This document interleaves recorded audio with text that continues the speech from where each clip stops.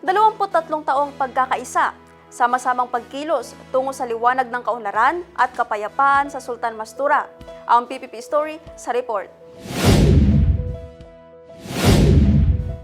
Matagumpay na isinagawa ngayong Miyerkules, ika-25 ng Marso 2026 ang pagdiriwang ng ika-23rd founding anniversary ng bayan ng Sultan Mastura, Maguindanao del Norte sa pamamagitan ng culmination program na ginanap sa Municipal Gymnasium sa temang ika-20 taon ng pagkakaisa, sama-samang pagkilos tungo sa liwanag ng kaunlaran at kapayapaan sa Sultan Mastura. Pinangunahan ang nasabing programa ni Mayor Dato Armando Mastura, katuwang ang mga opisyal ng lokal na pamahalaan.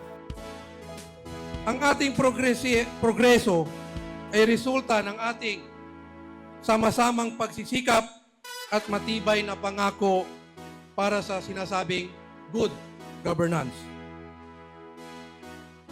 Sa ating pagbunyi sa nakalipas na mga araw, buwan o mapataon, tayo naman ay titingin sa panibagong hinaharap ng ating bayan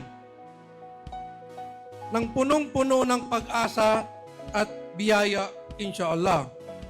Today, as we gather in unity, let us affirm our commitment to peace. Let us remember that sustainable development can only flourish where there is harmony. Sa ating patuloy na paglalakbay, mahalaga ang malasakit sa isa't isa. Ang kapayapaan ay hindi lamang kawalan ng kaguluhan. Ito ay pagkakaroon ng katarungan, respeto at pagkakaisa. May this celebration serve as a renewed pledge, a pledge that will continue working together, hand in hand for the betterment of Sultan Mastura and the entire Maguindanao del Norte. Ang lahat ng ating programa ay inisyatiba ay nakaangkla sa ating Tanglaw Framework of Governance. Marahil nagtatanong kayo, ano ang Tanglaw?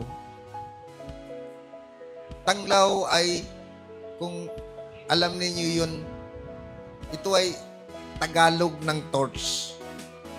Ang torch ay liwanag, nagbibigay ng sinag, nagbibigay ng liwanag. Ito ang napili ng aking administrasyon na gawing gabay